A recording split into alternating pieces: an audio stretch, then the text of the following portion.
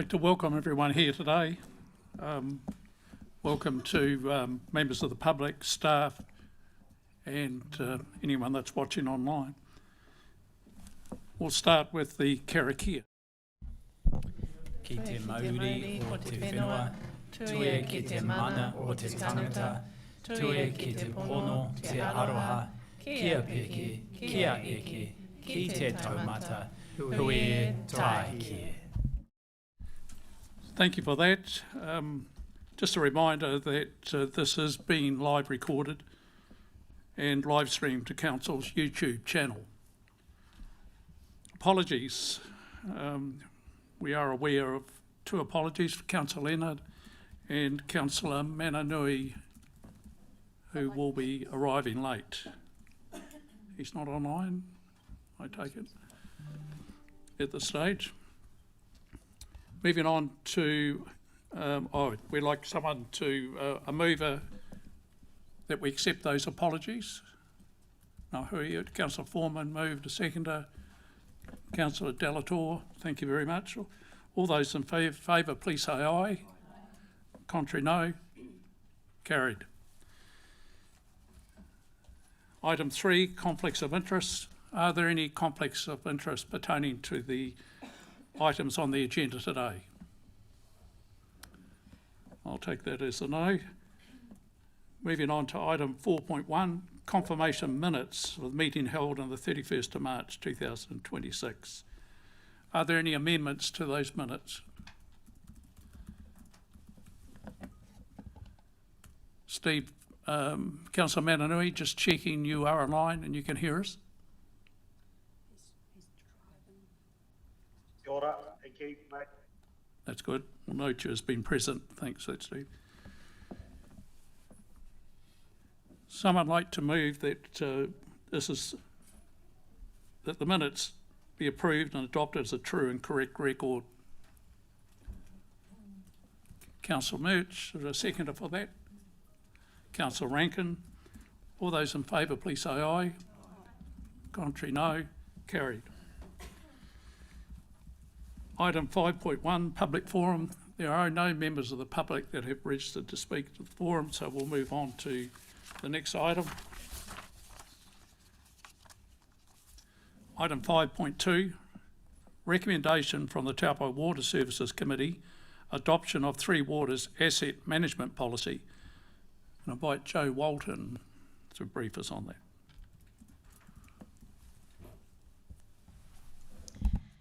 Kia ora koutou. I'm just here representing feedback from the Water Services Committee. So earlier this month, the Three Waters Asset Management Policy went to that committee. There was some good debate. Generally, the committee was supportive of the policy. There was a few pieces of feedback, so the team have incorporated those into the revised policy with track changes in your details. So if anyone had any comments, but otherwise we would request that you Council accepts that, adopts that policy.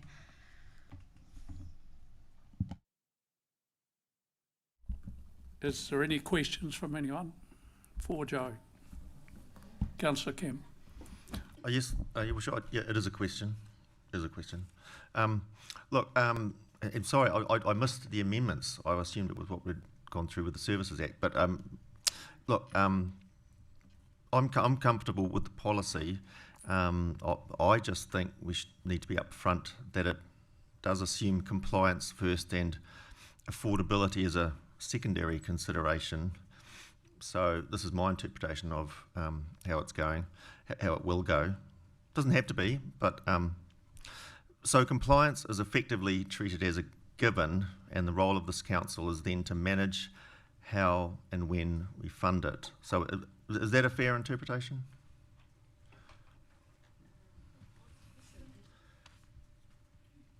Someone from the management team happy to help. Joe, answer that. Sorry, through the chair, could I just ask clarity on what the question is? Well, the question is, my interpretation of this policy is that compliance is effectively treated as a given, and the role of this council is then to manage how and when we fund it. And affordability is a secondary consideration only. So, yeah, is that a fair interpretation? Through your worship, I guess it's council that makes the policy decisions and makes calls on what is the appropriate weighting given to compliance with legislation versus affordability. So I think it is a very hard question for staff to be asked if you're asking for what is the weight between the two. I'd perhaps ask that of councillors rather than staff, if that's okay.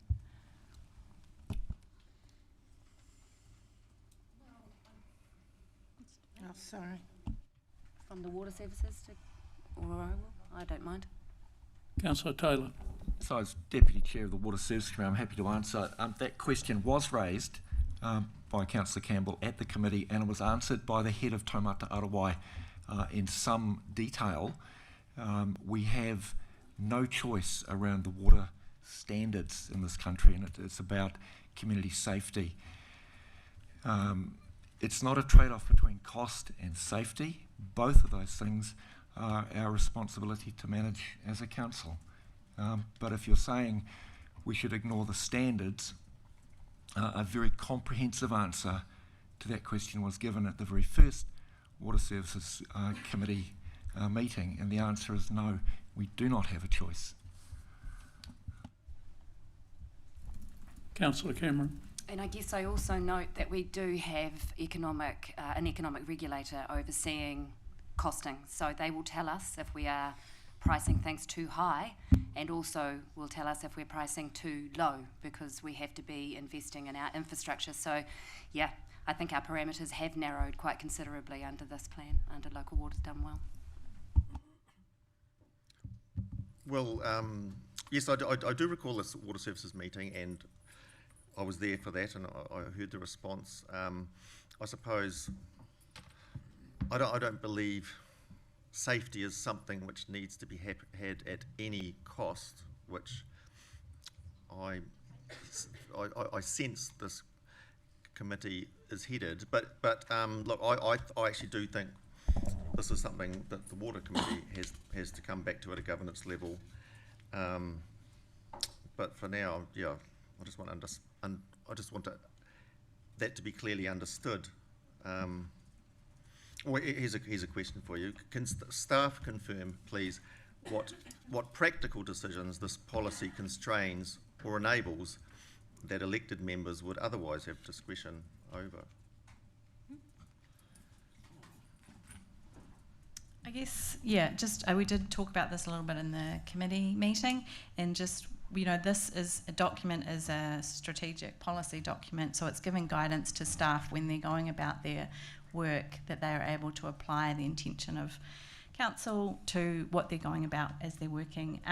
We did kind of talk about the fact that, you know, good asset management practices is balancing all of that as part of it, so the entire life cycle of the asset, balancing the risks and the costs, and that is set out as one of the objectives and the principles, so that you're taking that whole of life costing into account and balancing that against the other constraints that we have as far as risks and safety and compliance and all of those other aspects. So I guess that's how it will be applied on a day-to-day basis. No, as I said, I don't have a particular problem with the policy. I'm just interested in how it will be applied, and my perception is that affordability is not top of the list, the top priority, which I think it needs to be to turn that direction. But anyway, that's a question for the Water Services Committee, not here right now. Thank you. Councillor Woodward. Thank you, Your Worship. Given the amount of public interest in anything waters, I'd just like to understand how staff made the decision that the engagement wasn't necessary with public or iwi.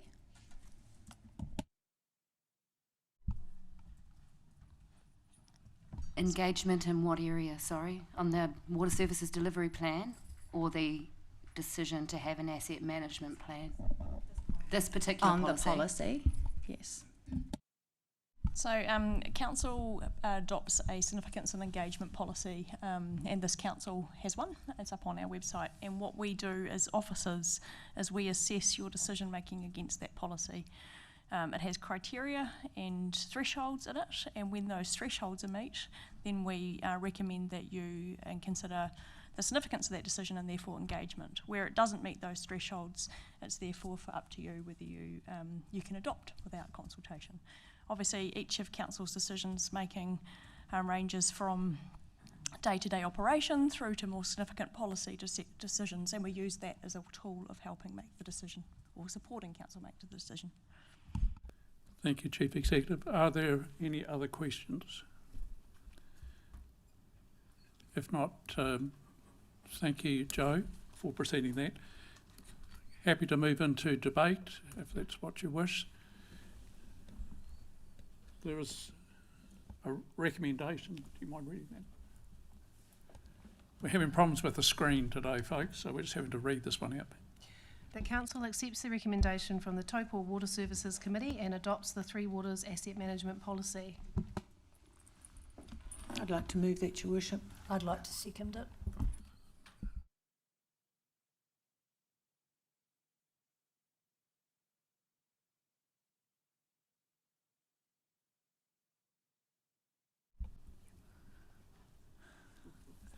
I'll get my fingers connected to my brain. So moved by Councillor Greenslade, seconded by Councillor Rankin. Is there any further debate on that? Okay, we'll put it to the vote. All those in favour, please say aye. Aye. Contrary, no. Carried.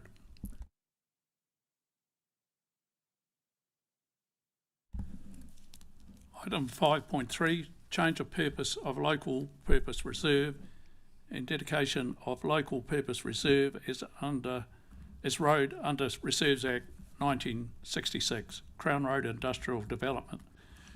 Karen. Thanks, 1977. Kia ora koutou. Yeah, well, yes.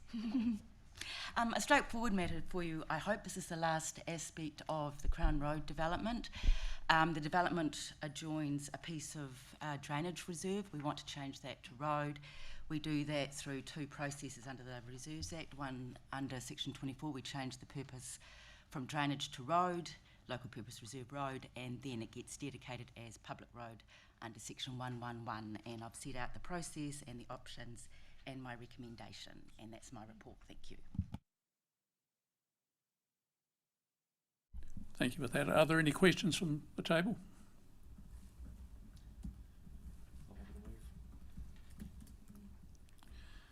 Okay, we'll put the recommendation up. Happy to second. Moved by Councillor Taylor, seconded by Councillor Rankin.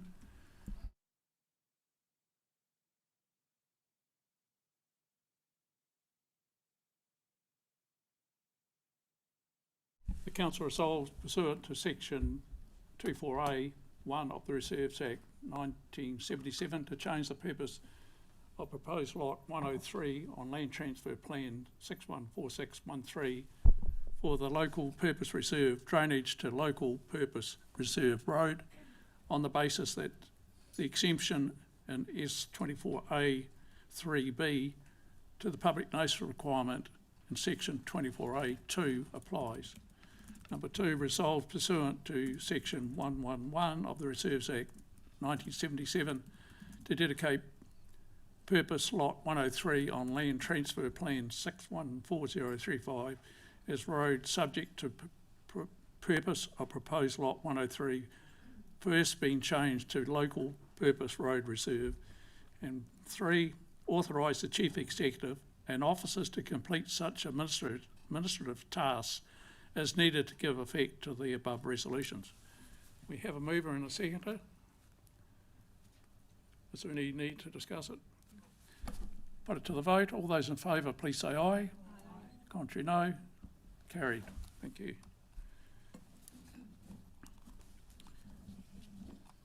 Moving on to item 5.4. Delegation of decision making for reserve consent application at 132 Broadlands Road. Heather. Good afternoon. Welcome. So from time to time we have need to appoint commissioners, and in this case what we're asking for is commissioners due to a conflict of interest from staff. So the proposal is to do with an application from the Taupō District Council. It's to upgrade the existing land transfer station at 132 Bordens Road, which involves extending the transfer station and a larger building. And that matter requires resource consent. And in this instance, this resource consent application has been identified through our consideration of conflicts of interest, and therefore we need to look to have someone independent. And so what we've recommended is that we appoint a suitably qualified commissioner with the chairperson endorsement to do the first part, which is to consider what the notification decision will be.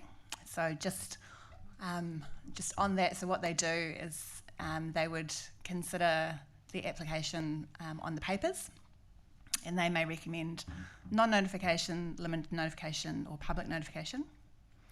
And depending on what process that goes through, would depend on what the next step is for making that decision, and if it went limited notified or publicly notified, there may be a reason to have submissions and a hearing. So there's a few different kind of avenues by which the application may go through, which would be determined by the Commissioner. Thank you, Heather. Are there any questions? Yep. Councillor Woodward. Just in the report there, it says that costs are borne by council as the applicant in the case, and that the costs are budgeted into the annual plan. Can staff confirm the estimated cost range for the Commissioner, please? So the cost will depend on which part of the process the application may go through, so depending on what decisions are made. So a non-notified application and with no hearing is roughly within the 2,000 to 3,000 perhaps. If it goes through a hearing, if that's a decision because of the notification process and there are submissions, that can range 10 to 20,000. So it runs through quite a different cost process. Councillor Moot. Thank you. Thanks for the background and the update here. I'm just wanting to clarify, because currently we have a full engagement process to renew the actual landfill that's underway at the moment. Has there been any consideration, and I understand that this one's a completely different consent, but has there been any consideration as to whether how this side or this differing consent may have implications on the engagement process that's currently underway for the renewal of the landfill? Sorry, it's probably as far as I can comment on that, is that's why we're looking to remove ourselves as council staff for that conflict of interest. So that's partly enables this application to be separated from the other considerations that are happening for the regional council consents to do with the landfill, and it means with the hope of, I guess, removing staff when it's a council process like this, is that for any of our partners or anyone who's looking at it from the notification decision, that it removes that bias or perceived bias that council staff may have. That's where the potential conflict, part of the potential conflict is. So that it's, so I can't comment on the content of the application because that's why I'm trying to remove myself from it and that consideration. Yeah. Does that help? Yeah, it's just kind of, I understand that this is like a regulatory thing that needs to happen, but I'm just really aware of the sensitivity around the landfill renewal in terms of the mahi that the steering group for council are undertaking at the moment with engagements with our our interested parties around the area, and how this may have an implication or a perceived, something might be perceived that. Yeah, so there's clearly two, my understanding is there's two things that the processes going through. One is a decision or an application to ourselves as District Council for the land transfer part of it, and then a second part of the process, or the overall landfill, is being worked through because it's regional council consents, and the project team are undertaking significant engagement processes through that. The this application for the transfer station part of it, by having independent consultant and decision making, means that that decision about what engagement should happen is decided through that process independently. So if I may, Heather's doing a fantastic job of trying to explain her perspective of the process, because she's making sure that we are keeping ourselves correct in terms of the process for the resource consent. The two matters are different. So the transfer station is about the future of waste management, and so it's needed regardless of the landfill. But I do fully acknowledge your concern around making sure that we're very clear publicly. I'm just trying to jump in to support Heather here, because she's just seeking to make sure that we follow a correct, keeping ourselves safe from perceived conflict of interest perspective, and probably can't comment really on the landfill project because she's not involved. I acknowledge that there are councillors that are involved in the landfill steering group, and I think there's a conversation that probably needs to occur there about how we make sure that the public understands that the two matters are separate too. So just jumping in here to speak and acknowledge the concerns that you've raised, Councillor Murch. Councillor Campbell. Well, yeah, no, so I mean, just looking at the recommended option, as opposed to the option 2, which was the usual model, getting an independent chairperson, commissioner. But so I'm interested. So you would have received the submissions by now. Is it closed or? No. So at the moment we've received an application from the Taupō District Council. So normally what would happen in applications is a recommendation on the notification would come to myself, and I'd be able to make that under delegated authority. What I'm saying here is to remove council staff members from potentially conflict of interest. We're putting that decision firstly to an independent qualified commissioner.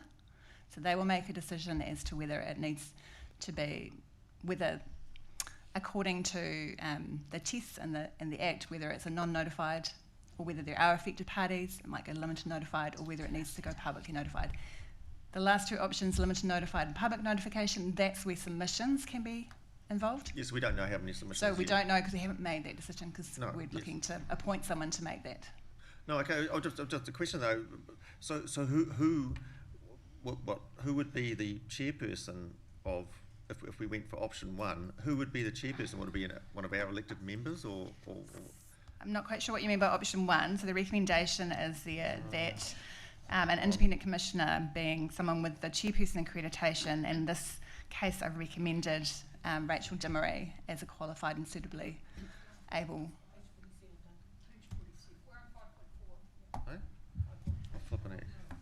You're on the next. I'm on the next There one. are 2 commissioner items. Page My one- 47, Councillor. Oh, jeez. Okay, sorry. That's all right.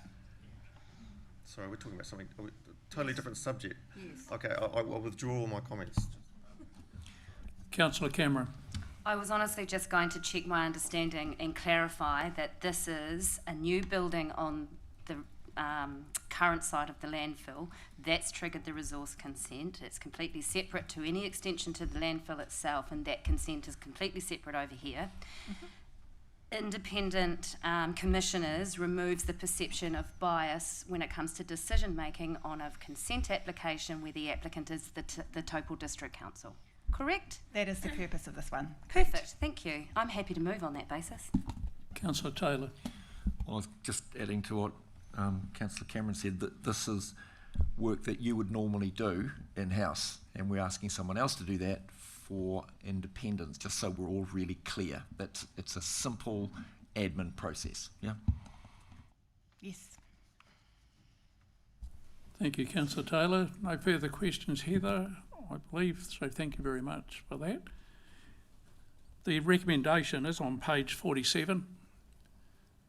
And on the screens. And now on the screen. Well done. Councillor Cameron has moved it. Councillor Cameron, you have moved that, it's noted. Is there a seconder? Councillor Rankin, seconded. All those in favour, please say aye. Contrary, no. Carried. Moving on to 5.5. Sorry, can I just make another comment just on that one? Sorry, I thought that we were going to have questions and then we were going to make the resolution and then we were going to enter into debate if we needed to. Yeah, sorry, Councillor, you're right. Please go ahead.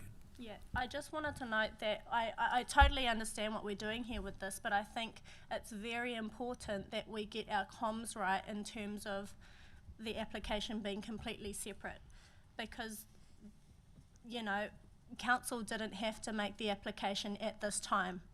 We have an active engagement process underway to do with the renewal of the landfill.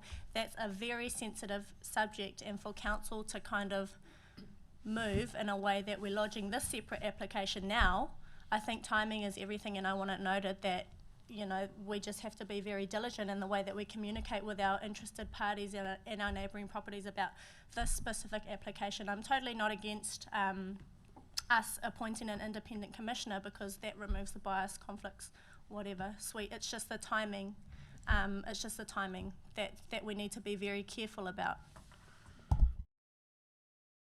Thank you, Councillor. Any other comments on the table? If not, we'll move on to 5.5. Delegation to Commissioners for Plan Changes 47 to 49. Hilary and Crystal, welcome. Good afternoon, Your Worship and councillors. I'd actually just first like to make a correction to the title, because it does say Plan Changes 47 to 49, but it should also include Plan Changes 44 and 45. They're referred to throughout the rest of the item, but just the title has missed those off. I started off just doing these ones, and then I thought while we were here, we might as well cover off the whole lot. So this another item for delegation for commissioners, this time for plan changes. So we're required that plan changes are heard, and you can either delegate the full decision or the recommendation to commissioners. In this case, we're doing the recommendation, so that means the final decision still rests with council on adoption of the plan changes at the end. It's a little bit complicated, so what we've done is one chairperson for all the plan changes, and then added in a commissioner with expertise in the Māori worldview for the multi-purpose zone hearing. Otherwise, I'll take the report as read and happy to answer any questions.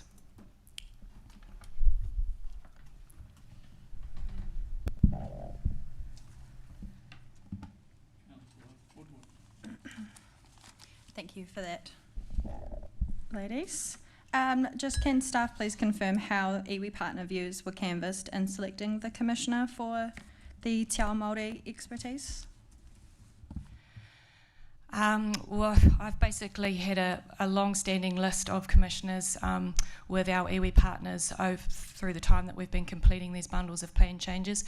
We went back to all our iwi partners with, I think it was 4 commissioners to seek their views if there was anyone on that list that they were not comfortable with, and I either got no reply or support for all of them from our iwi partners for this particular plan change. Councillor Campbell. All right, yeah, look, yeah, this is the question I meant to ask for this one. Sorry. So we've got a recommended option 1. Got that right, haven't I? That's yes. Saving money. Yes, I get that. So it's only paying a commissioner with, the one commissioner with expertise in Te Reo is the cost. But my question is really about the chairperson. Are we having an independent chairperson as with the usual model, or who would be the chairperson? So the chairperson covers all the plan changes, and there's the additional commissioner for the multi-purpose zone. Oh, so the chairperson is an independent chairperson? Yes, you have to have a chairperson to sit to hear a plan change. Yes, no, okay, well, that was my question because I wasn't totally clear in there. All right, yep. Councillor Foreman.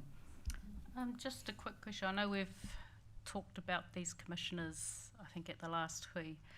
I just wanted to check, when do we review the list of commissioners? And I understand we're looking at other councillors to hold those accreditation once the RMA is sorted. So will we be reviewing it then, or yeah? Just to be clear, we don't have a formal list. It's more a list that I've developed over the years with our iwi partners and seeking recommendations from them from the wider Ministry for the Environment accreditation list. So you have to be on the MFE list for a start, and then we take a selection of those who have been discussed with our iwi partners over the years. And then when we come up to a plan change, I go back to them. If we're using a commissioner with the expertise in the Māori worldview, I would take that list back to them and say, are there any concerns with the people on this list? Okay, so I suppose my follow-up question then would be, after each time we've used them, have we kind of checked in to see if there's any concerns there? No. But in doing that, every time we've gone back for the next plan change, I would have assumed that if there had been any concern on the previous plan changes, that they would have been raised at that point. Are there any further questions? Well, I think there should be, for starters. Not just a question, but kind of, yeah, I think if there was a way that we could probably evaluate the work of the commissioners, because they don't come cheap, that could kind of be a bit of a compliance thing, accountability thing for this council to have, to ensure that we're not just appointing people, scrapping them up off a list and not kind of double checking to ensure that they're doing the best that they possibly can. No harm in doing that. I will just clarify that these commissioners have all been through the Making Good Decisions training, and they need to seek that accreditation again. I don't know the time frame, but they actually need to renew that. It's not just you're on and that's it. And through the plan change process, there's actually a pretty solid way of the decision being questioned, and that's through the appeal and environment court process. So that's the way that if people are unhappy with the decision, that would be tested, is through the environment court. Councillor Taylor. If it helps, I've sat on a number of plan changes with David Hill as chairperson over the last 5 years. And at the end of the day, all of the work comes back to this table for final sign-off anyway. So there is that. And if I reflect on the other plan changes that we've done in the last 3 or 4 years, there were no issues that needed any major correction at this table. So, I mean, just to provide some reassurance, these are very competent people who know their stuff, who are in high demand and do a really good job. Thank you, Councillor Taylor. The recommendation is on the screen. Can we have a mover and a seconder for that? Move Councillor Greenslade, seconder Councillor Taylor. Any discussion?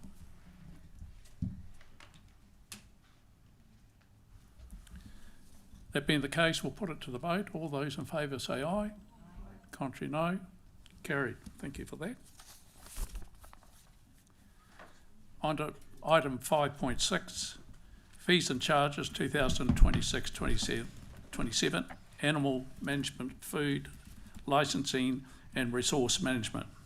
Andrew. Afternoon, Your Worship and Councillors. I'll take the item as read. However, I'll just provide a little bit of background.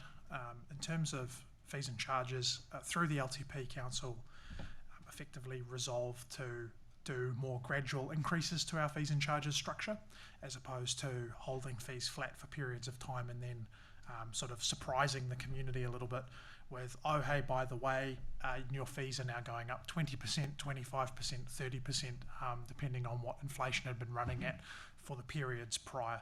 So we're now in a space where we are steadily doing inflationary adjustments to these fees. So that hopefully that helps provide a little bit of that background and a little bit of that context as to why we're coming to you more regularly for fees and charges adjustments. I'll take any questions. Thank you. Thank you, Andrew. Are there any questions? Councillor Greenslade.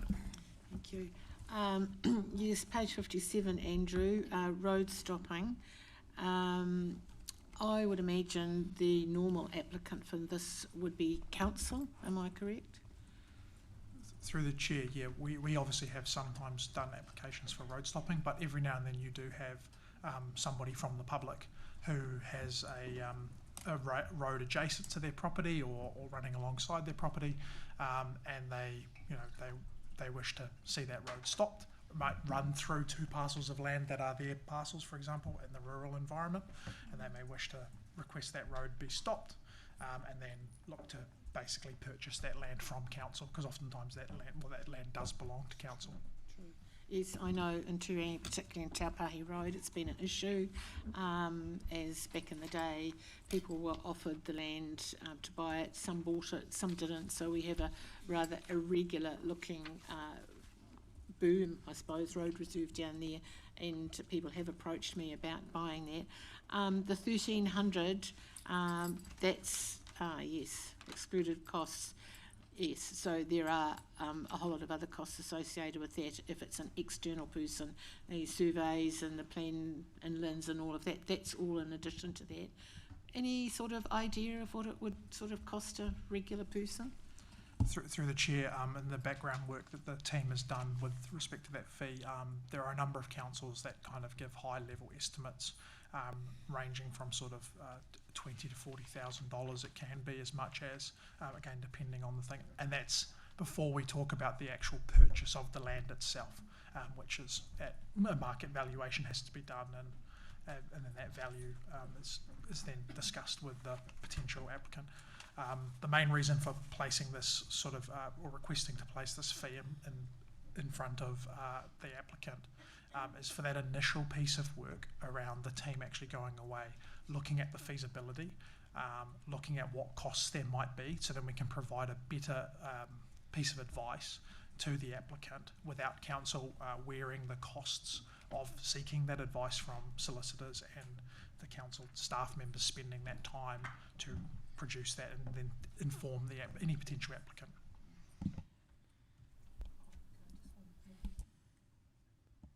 Duncan. Can I just have one more question? Thanks.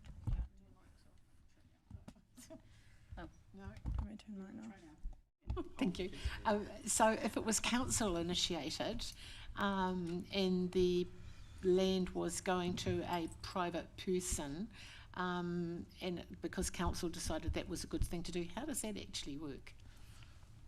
Through the chair, that's not my area of expertise, but I would, but my suspicion would be is that there would be a sale and purchase agreement. There would still need to be registered valuation. I don't imagine would necessarily be just handing the land over per se. Thank you, Andrew. Councillor Woodward. Thank you, Your Worship. Thank you for that report there, Andrew. Just would like to clarify that do we think that we are creating a risk of more dogs being unregistered and creating more compliance issues if we raise our fees too high? Through the chair, there's obviously always a balancing act, and Jess is here from compliance who could probably speak better to that, but in the past we have discussed this exact issue with council around balancing our fee versus the compliance risk of setting that fee too high. I will note in the report we have benchmarked our fee compared to some of our peers around the country, and we are one of the cheaper councils to register a dog in. So we're hoping that we're striking the right balance between the cost of registration and compliance, because at the end of the day we want to know where the dogs are. We want to make sure that they get registered. I did see that graph in the report. We were sitting about medium, maybe lower. I just wonder if we could focus on stronger incentives that make it easier for people to do the right thing, such as bigger discounts for desexing and responsible dog ownership, etc. It is quite a small discount that we do offer, and I wonder if we created a larger discount, if it would be better for the public. Through the chair, that's absolutely something the council could look at. However, we will note that currently animal control sits sort of in the bottom end of the revenue and financing bands in terms of funds that are collected from the users or the people who drive the need for the activity in this case, and the broader ratepayers. So there is a balancing act there, and if council wanted to make a more substantive change in terms of discounts and things, the LTP is probably the right process to look at that. When you look at your revenue and financing policy, we could have a discussion and do a little bit more of analysis on what the impact on that funding band would look like, and if there would any changes be required to achieve that. Thank you, Andrew. Councillor Foreman. So it's a bit of a follow-on from Councillor Woodward's question, I guess. I'm trying to understand the rhyme or reason around why the changes across the board with the dog fees, because it doesn't seem like in the other ones it's just a blanket. There's some that have gone up to for nothing. It seems quite unusual, I guess, on how it's been done in the table, but I wondered whether or not we're able to look at, well, I suppose the fees for those that are having issues with their dogs and are being pulled up on the streets, the impounding fees, whether those can have more of a penalty than the others, than the actual registration, because that's where our services are being used. Through the chair, Jess, would you like to speak to that one? Sorry, just correct me if I'm wrong now, Hui, you're wanting to know why we couldn't increase the impound fees versus the dog registration? Like I'm just trying to understand the reasoning about why the various changes across the dog registrations and the impounding fees and everything. It's not a blanket increase. So not a blanket 5%. Yeah. Yeah. So, apologies. Through the chair. Part of that is simply rounding in the fee. So you'll notice that those fees have, where possible, have been rounded to whole numbers. So you'll see that sometimes it's maybe a 2% and sometimes it's a 3% in terms of that variation. That is simply rounding on them. So some of them are rounded, upwards 50 cents or downwards 50 cents, or up $1 or down $1, and so that's obviously just shifting that pure percentage that's then. Cool. If we added in another decimal place, you'll find that most of them will be 2.45 or something like that, and some will be 3.1, and so on and so forth. It's simply a function of some of that rounding that's going on in the sheet. Second part of that question around the not penalising the actual people registering their dogs and doing the right thing, as opposed to those that are letting their dogs out and they're being impounded. Is there a time to have that conversation? Now is that time, Councillor. You can have that conversation with your colleagues if that's what you choose to do, increasing the impound fees versus the dog registration. Councillor Campbell. Oh, yeah, look, just sort of acknowledge that it's very useful having the benchmarking there against other councils, because I don't recall seeing a lot of that done usually. Well, that's not the question, but I'll get to that. It's 1:45, Council. Sorry? It is 1:45. Time-wise. Oh, but hurry. Okay. But looking at it, it does appear that we're sitting in the higher end of the range for one or two of them, especially the resource consents. So it appears, those are the hourly rates, of course. It appears that it would cost a lot less to do the same thing in Auckland, for example, based on just that hourly rates there. So can you clarify what is it makes it more expensive here? Are we less efficient? Have we got greater underlying costs? Or is it? I've heard that or is it just a special Taupō tax? I've heard that bandied around. Look, there's varying reasons, Councillor Campbell, but there's no such thing as the Taupō tax, unfortunately. But from the volume of work that we comparatively do versus the size of our ratepayers is an indicator as well. Thank you for that. Councillor Greenslade. Yes, this is a bit of a curly one, I have to admit. I'm looking at the various charges for council staff, and I start on page 62 where we have junior and intermediate at $245, then we have senior people, no, they're 245, and then $260, that's the new rate, and then we go further down to page 63 and we've got asset manager at $315, then we've got other staff at $230. I just think all our staff work hard. They will put in the same amount of effort and time and energy. I don't understand why we don't have one charge for our staff. I know there's a level of expertise involved in each of that, but I don't see that it's necessary. I think a staff charge should be a staff charge, whether they're a junior or they're a senior or they're an engineer or whatever they are. Is there some reason for this? And the differences are small too. You know, when you're talking about 245 to 260, I mean, it's just such a minor amount. Why aren't we all 260? Through the chair, much like when we council procures services from the private sector, you know, when we're seeking advice from a senior solicitor, for example, or we're getting advice from a more junior lawyer, those prices are different between those two categories. So we're basically, it's a reflection of the expertise and the level of qualification that the person has. I do understand that, but they're private businesses and we're not a private business. We are trying to recoup our costs, and I'm sure when it comes to the pay that's being given out, it's not. It's yes. I just think it's something that we should consider. I think there's just too many random. Councillor, we're not in debate yet. Have you got a question? We've got to be quite firm on this. Well, we need questions. I'll finish the question. Is there any reason that you can see why we shouldn't look at this? Through the chair, I just acknowledge that obviously some of our more senior staff are naturally paid a little bit more than our junior staff, so we're just recovering those costs of that person's time, that's all. Can I just add though, thank you for the staff compliment in terms of that we all work out, so thank you, Councillor. Councillor Woodward.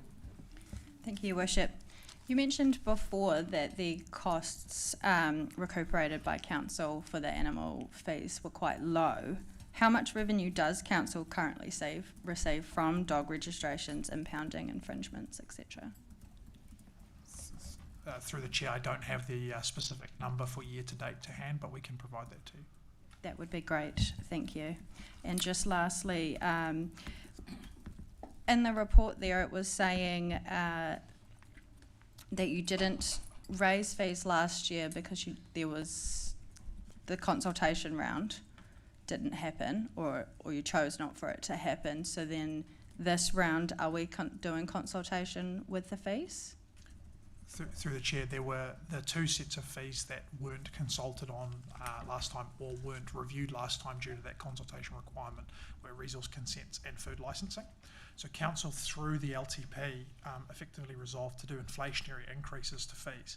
However, for food licensing and resource management, despite any prior resolution, despite any of that, any changes to those two categories of fees per their governing legislation requires consultation. So even if we do a minor, even if we increased it by 1%, let's say, we would still have to consult our community on those particular fee categories just due to the legislation.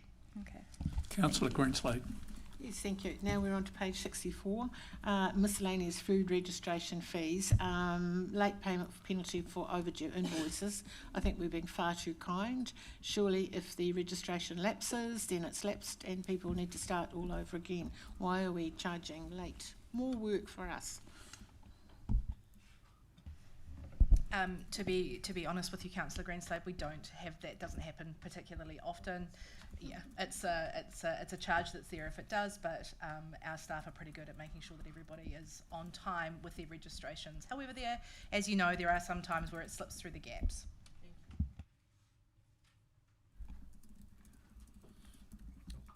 Yes, councillor. Oh, just time check as well. It just occurred to me this question. I mean, all of these hourly rates seem pretty high to me, to be honest.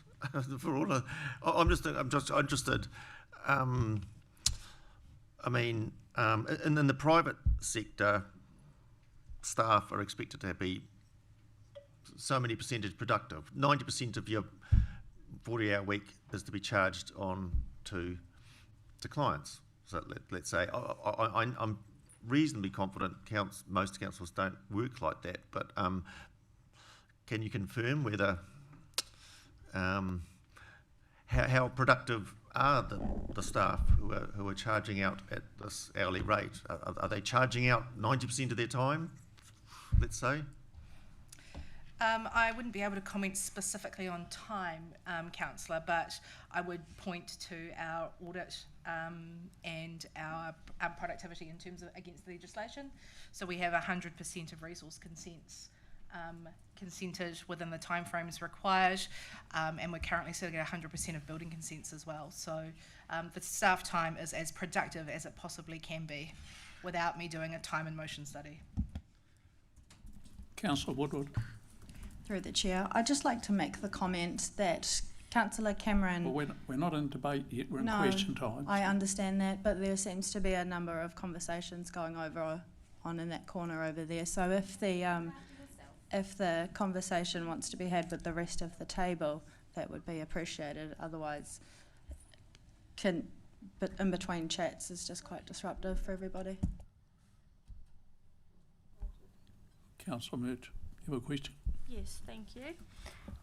Just back on page 55, I understand that the food licensing fees have not been increased since the 24-25 financial year, and it's noted there that the reason was that because the fees requires consultation, but given that they weren't increased back in 24-25, and sorry, I know we're getting into the weeds now, I'm just noting that to kind of the trade-off for that is now we've had to double the increase. So I think just a bit of a note where we do need to review and increase fees annually. I think we should do that so that we're not having to come back again the year after and put a massive hike on the Council, we are in question time. I've been firm on everyone else, so we need to stick to those rules. Do you have a question? Because that's the debate, I feel that you're in. My question is, can we stick to increasing them annually rather than every second year? Through the chair, absolutely. Those can be looked at annually. For context, at the time, there was the annual plan was happening at the time, and we were focused heavily on that, given the tight time frame on that particular annual plan. So consultation wasn't conducted at that time, and so fees consequentially were also not consulted on to avoid any confusion with the community. Thank you, Andrew. Councillor Cameron, please proceed. Thank you. Look, I'm picking up on the time recovery aspect. And I know from personal experience in my other career that you get an invoice that says this many hours at $4.06 plus GST a minute, whatever the case may be. I would like to know if accountability for the time taken to do things is undertaken, because I'm looking at these hourly rates as being pretty top shelf, and we need to be able to justify that. And at the moment, when I see an invoice that just says however many minutes, what do you have in place to ensure they are being accountable for that time? Do you mean, sorry, just to clarify, do you mean on per consent? Anytime there is a time recovery aspect to any consent, mostly. Yeah, if there's a time recovery element, I'd just like to know how you track that they are in fact being efficient, because without any breakdown on our invoice, we're relying on you. Yep. So if we want to talk, I can talk specifically about building and resource consents, because just for context. So under the with our building consent software, there is a clock that happens. So every time work has been done on a specific consent, it's clocked against that specific consent, so that we know exactly what the time is. It's not, I suppose, yeah, it's audited, heavily audited. The same with the resource consent. So the resource consent teams use a clock as well, and they have spreadsheets that they work against that. As management, we go in and we look at those from not. I would put my hand up and say I don't look at every single one, but from time to time, I will look at different consents to make sure that is happening, that is correct. Okay, I thank you for that, but I just do have some concerns as an end user that you see multiple minutes. Are we able to query that and say what on earth took so long? Yeah, absolutely, on any individual consent, and then we do a deep dive into that to have a look at it. And if it would be helpful, Councillor, I guess the outcome of our audits also looks at that as well. So our auditors, our external auditors, also look at that. Councillor Campbell. Yeah, look, just a quick question. Does it ever come about that you might have a customer disputing the cost, the time involved with a particular application, and are you open to negotiation? I just only speak from my own experience doing the same sort of role a long time ago, and when I was doing that, there was an openness to negotiation. Is there such a thing here, or? Yes. Okay. Thank you, team, for that. Being no further questions, the recommendation is on the screen. Can we have a mover for that? Please hold your hand up. Councillor Greenslade, a seconder. Councillor Westerman. We're now into debate. Thank you, team.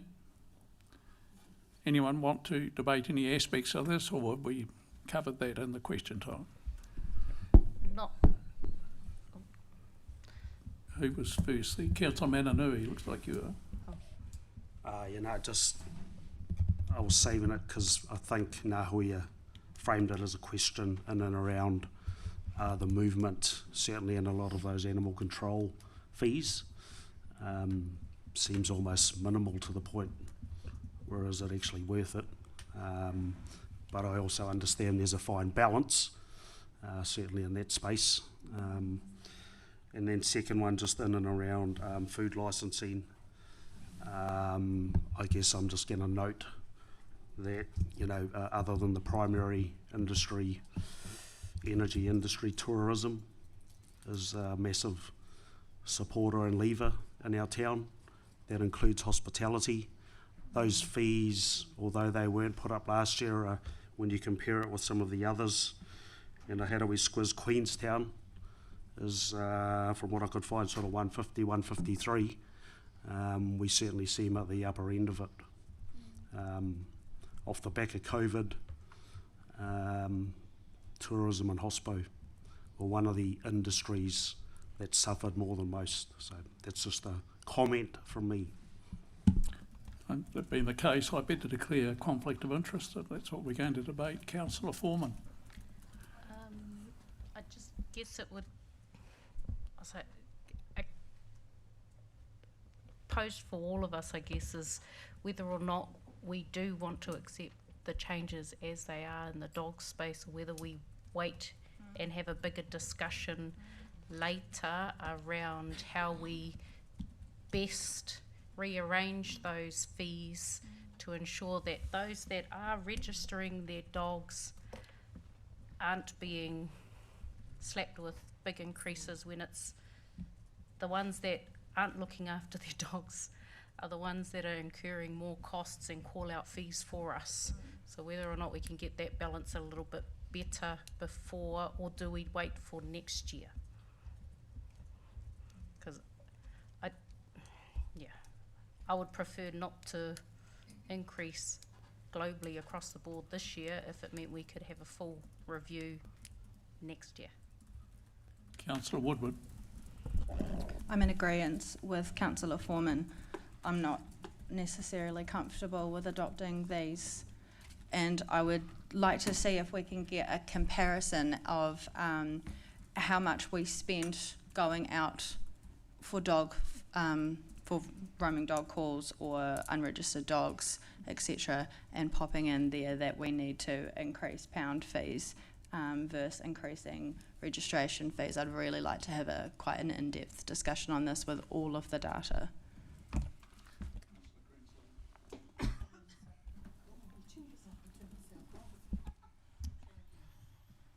Duncan, can you release your mic? Yeah, thank you. Just like to follow up with Councillor Mananui. He's correct. Queenstown is considerably less than us as well too, and as you say, across our district, although I've argued in favour of higher staff charges for something like that which affects a huge number of people in our district, it seems a little strange that we're right at the very top end. Can I ask the councillor what sort of a figure he thinks would be appropriate for us?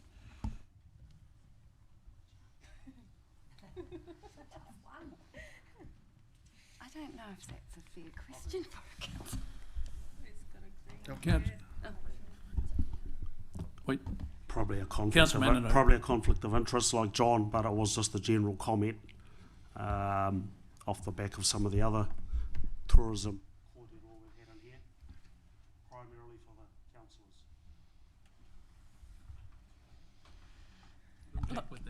Councillors, I appreciate you're in debate and that's not appropriate for staff to be speaking, but just to add, of course, the way that we set our fees and charges is through looking at the revenue and financing policy, which starts from an intent about public versus private.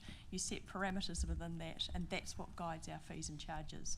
I'm just raising that you just need to be careful in terms of your decision making, that you're not going outside that policy, and if you'd like to, staff can interject, but I fully appreciate that I have gone into debate and that's not appropriate for me to do that, but just wanted to just raise that in terms of your decision making.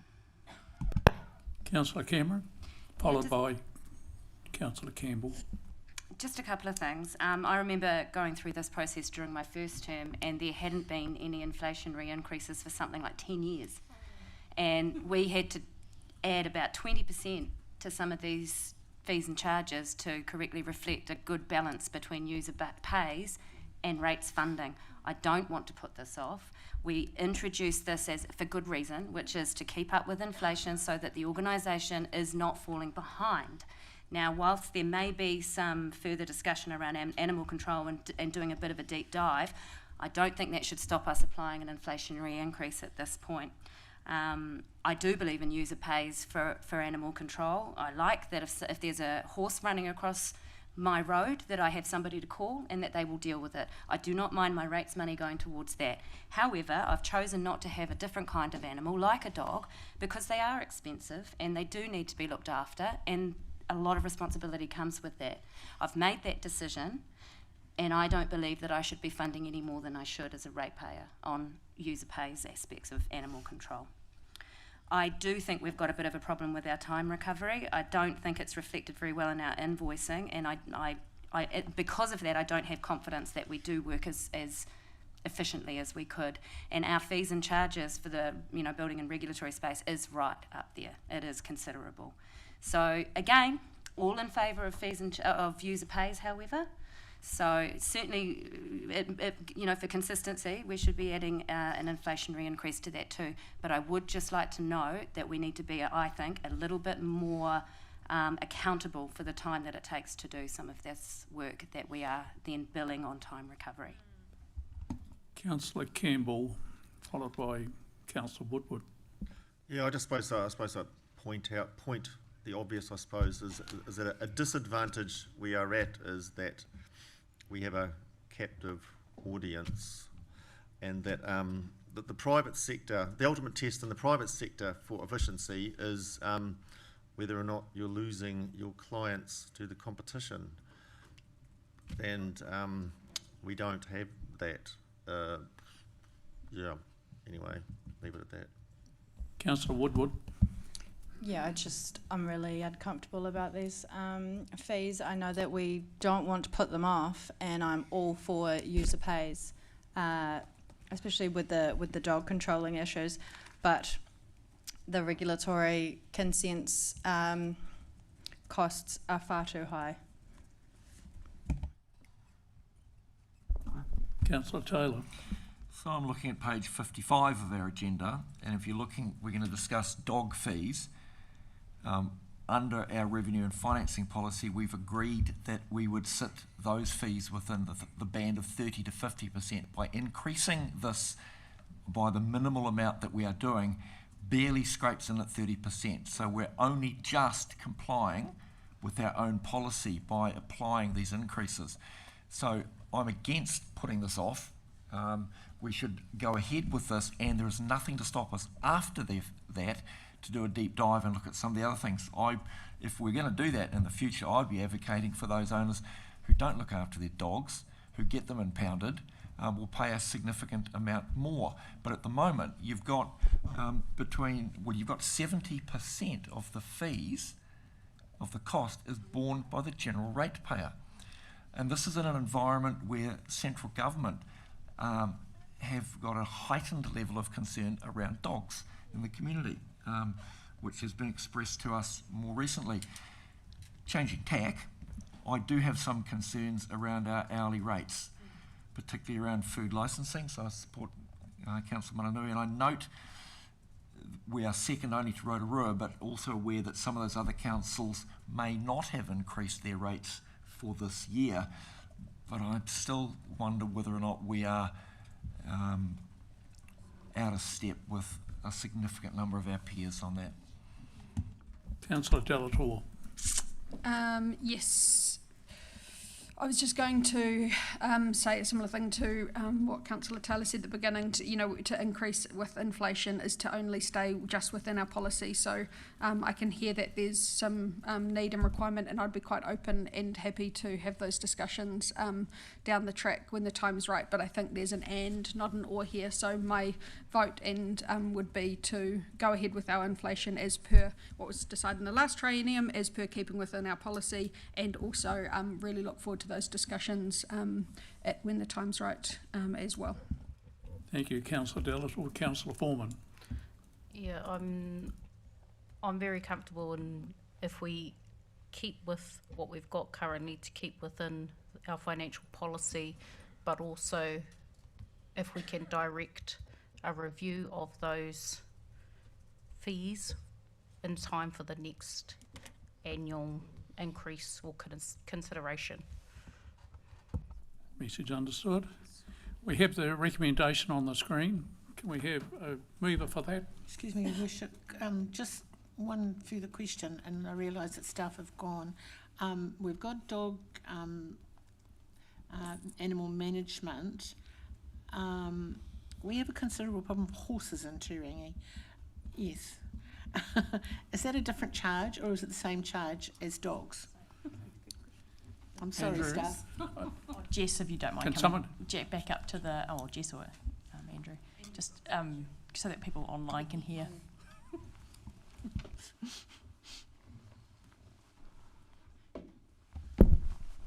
Through the chair, if you see at the bottom of the table, there's other animal fees. What page? Apologies, that is on my document saying 37, but that's a second. Yes, it'll be 60 something for you guys. At the bottom of the table for animal management, there's the other animal fees in accordance with Section 14 of the Impounding Act. So that is for the other animals, and the impounding fee on those is slightly different. So page 60 of. It's cheaper for horses than it is for dogs. We don't impound a lot of horses. What do you do with them? What do you do with them? Put them in the paddock next door. Right. Okay, so Thank you very much, staff. so this was moved by Councillor Greenslade, correct? Seconded by Councillor Westerman. Well, any further discussion? Yeah, just a couple of points. There's been quite a bit of concern expressed around food licensing. So if we're going to adopt points 1 and 2, we're accepting the line items that we've got. And I just wonder whether, in terms of the animal management fees, I don't have an issue with that, given that we will review that in more detail later. But we've expressed some concerns, and now we're at the risk of going, expressed by concern, let's just vote on and push it through. So had some issue with that. I wonder whether we should go through some of these and address them. I see Sarah's waving at me over the back there, but I just have some concern that we've expressed our concern and then we do nothing and just push it through. So. Yeah, through the chair, sorry, I just wanted to point out, and I know again you're in debate, but the fees and charges are set in relation to how much rates pay as well. So the hourly charges, it can't just be read across other councils. So for example, just the one I picked up, the food licensing one, at the moment 35% of ours is covered by rates. So Rotorua is 50 to 55% covered by rates. So they cover more by rates. It's not that they're cheaper in delivering the service or the hourly rate. Does that answer your question? Just tells me maybe they're way less efficient than we are. Not wanting to criticise another council, but that's my takeaway from that comment. But you're right, through the chair, if you don't mind. Yeah, I agree. And there's, on page 55 under food licensing there, we're talking about fees, so user pays, are expected to cover 55 to 65% of the cost of the activity, meaning that the rest is about 35% is covered by rates funding, versus what animal control is, which is 70% rates funding, 30% user pays. So we're out of kilter a wee bit here. Councillor Foreman. Sorry, I'm just going back to the paper to try and work out, and it's going to be a question to staff. Is there a reason why we have to adopt this today? Can we push it off with a few more questions asked? Well, I'm guessing, while Andrew comes up, that the animal control has to be passed today, because that is a legislative requirement to have that done a month in advance of the end of the financial year. And he's either going to shake his head or nod or smile. At least I must be close. Through the chair, with respect to animal management fees, or specifically dog registration, is required to be notified in the month prior to the registration year beginning, which aligns with the financial year. So we need to adopt it in advance so we can then prepare the public notice. Obviously respecting any changes or any decision you make here today, we then need to prepare a public notice, and that must be publicly notified. It must go in the newspaper for the community to see. That's animal management.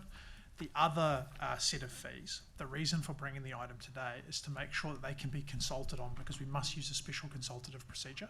So this enables us to go out for 1 month of consultation with the community on those fees that are increasing in the food licensing and the resource management space, and seek the community's feedback on them. After that period, there's an opportunity then for hearings, and then there's an opportunity, then it will come to you alongside the rest of the fees and charges that council has alongside the annual plan.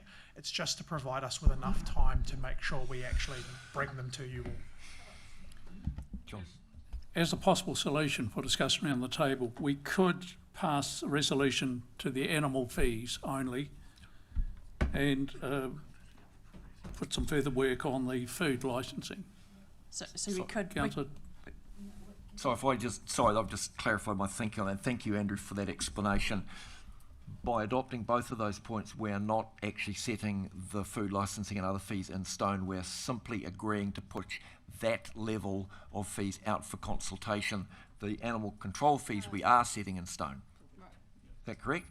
So in that case, I withdraw my comments and we'll have the debate after consultation.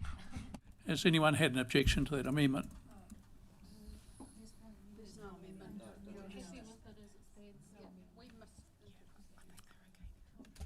Sorry, Your Worship, I've misinterpreted that. I've just reread the paper while we're sitting here. We're not actually agreeing to push those increased fees out now. We're pushing them out for consultation only. So we do have another bite of this cherry. So yeah, my apologies. My mistake as well. So we have a mover and a seconder. Put it to the vote, as per the screen. All those in favour say aye. Contrary, no. Carried. Thank you. 5.7, appointment of local recovery manager. Emily and Tania, welcome. Good afternoon, Your Worship and councillors. Maybe it might be a nice little quick one for you today. We're here today to provide an update. In March, the Emergency Management Joint Committee met and they received the confirmation that Nick Carroll has passed all of his training and his interview process and has been appointed as our local recovery manager. So that's it. Are there any questions? Councillor Campbell. Yes, I was just interested in this one. I'm just interested, decision-making authority that we're proposing to give to Nick. I'm just interested in what sort of decisions would Nick be responsible and would for in a sort of emergency, and would there be interaction with elected members in coming to such decisions? Absolutely. So the responsibility of the recovery manager is moving from emergency response into recovery mode and effectively getting the district back to BAU in a space. Recovery can take a week. It could take 15 years like Christchurch is happening. So they're still in recovery mode. So as far as delegation of authority through this process would be done in conjunction with local controllers and yes, yourselves as elected members.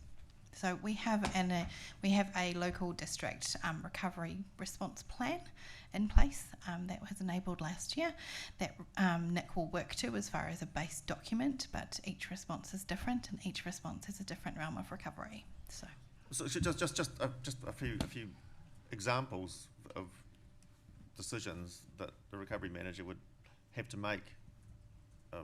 Just lay person explanation of what this actually means. You could look at it if we were looking at a long-term recovery from a cyclone, for example, you could look at long-term power outages, road closures and that sort of thing. And Nick could be looking at the impact to the economical basis of the district around hospitality. If we don't have road access, our hospitality suppliers won't necessarily have their hotels full and their beds full. So part of that response is around enabling that process and potentially looking at external funding to support from a welfare perspective. No, okay. No, I was just interested in sort of, say, Nick making the decision to shut off Lake Terrace off his own bat, that sort of thing. Question time, councillor. We're in question time. Oh, well, I was just throwing that out there as a possible scenario that could. I'm just interested. Councillor Woodward, you have a question? Thank you, John. Yeah. Pretty much a question. I just want to clarify in the report here. It says requires elected members to formally endorse the candidate, and then in the recommendation that council receives the information regarding the appointment. I'm just clarifying just the wording on this. I have no problem with appointing Nick, but should the recommendation not be that we formally endorse him? Is this what this is asking us, that we're all supposed to formally endorse Nick? Absolutely. Good point. Shane, could we update the resolution, please? Thank you. Are there any further questions? The recommendation is on the screen. Do we have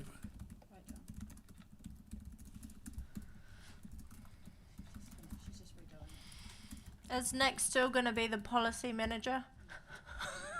Absolutely, he still is. Yeah. Okay, thanks. He may get a little offline sometimes, but no, he's still the policy manager.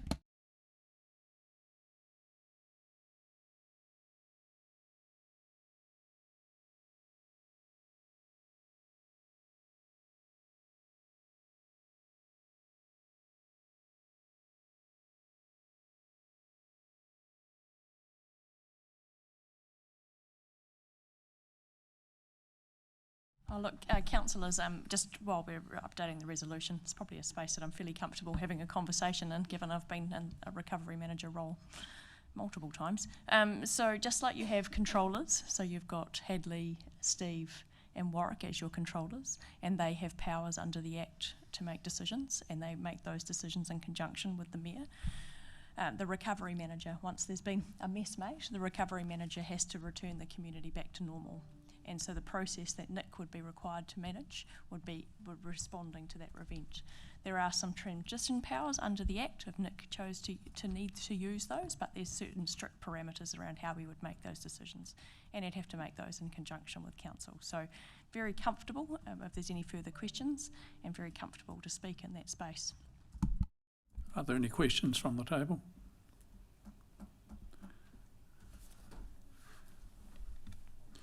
Okay, can we have, got the recommendation on the screen, can we have a mover and a seconder for that move? Councillor Cameron. Seconder was Councillor Rankin. Any further discussion needed? Councillor Campbell. You through the chair, let me just comment my own take on this paper. I mean, it's a very brief paper with not too much explanation of what it really means, to be honest. At least it's not completely obvious to me. I mean, I'm just weary of we're just throwing authority to somebody, and I mean, I have no problem with Nick in particular, and I'm not going to object to this, but it just seems like, well, when push comes to shove, I just wonder if we'll look back on this and go, hey, I wonder if we could have done that different. But anyway. Councillor Cameron.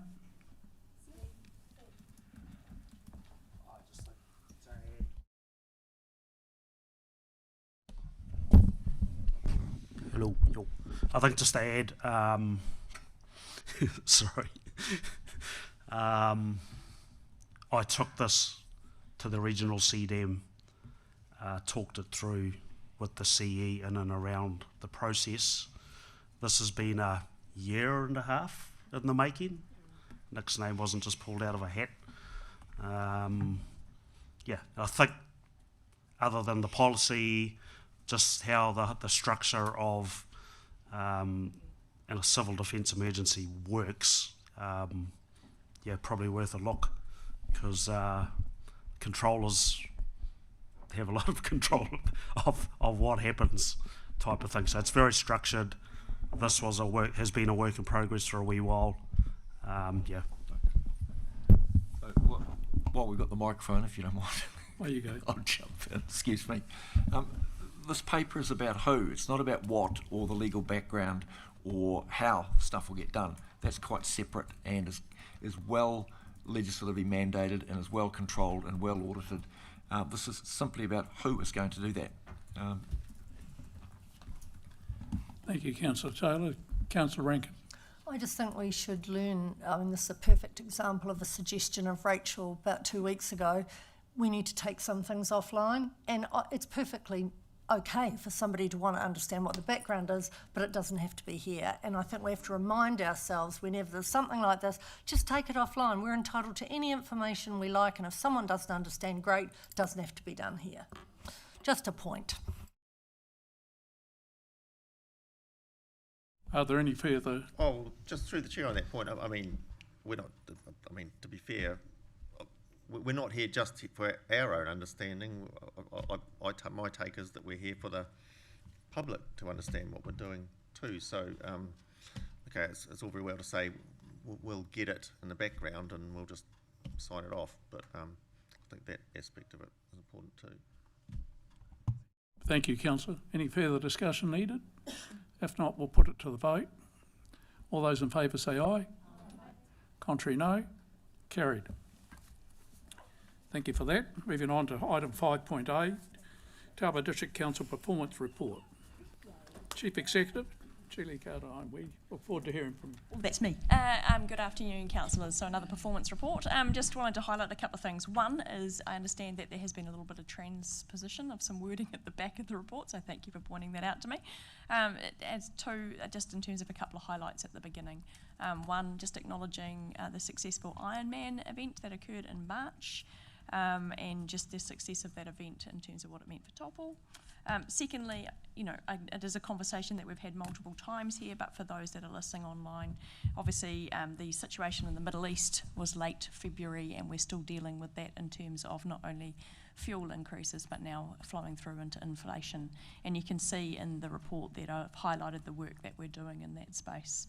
Other than that, as you're more than aware, councillors, we've had a very heavy couple of months, not only working through annual plan, but starting off our long-term plan process and our levels of service workshops too. So thank you for your input over the last month or so, and we'll continue for the next wee while on long-term plan, and I know that's a heavy workload for you, so thank you.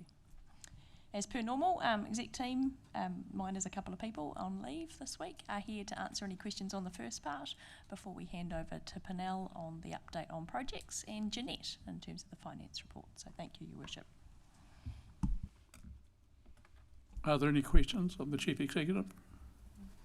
Councillor Greenslade. Thank you, Worship. Page, I don't know what page it is, the service request. I'm just a little bit concerned about the mowing and the trees being lumped in together.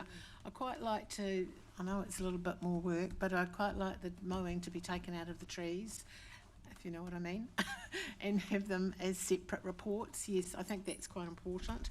And on the next page, we're talking about the community engagement, and this is a comment. As you're well aware, we contribute a lot of money to DGLT, and I'd just like to report the DGLT social media figures for the month of March alone. 1,043,873 hits. Instagram, very strong. Facebook is declining because we have reduced spend there. TikTok is also high.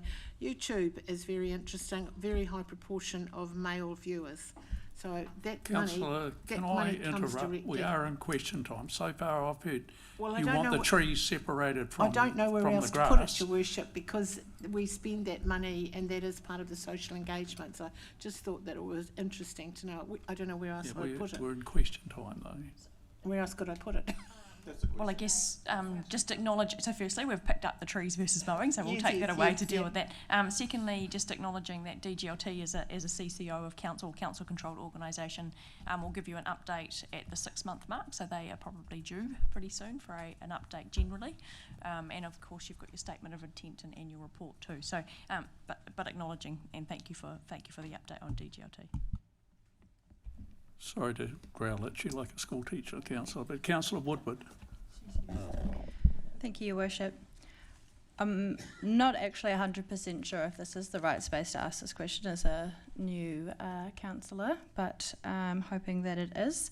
I'm just liking to ask the staff if they can advise why the recent Mangakino wastewater infrastructure issues are not captured in the performance report, given that it covers organisational performance, health and safety, infrastructure and risk.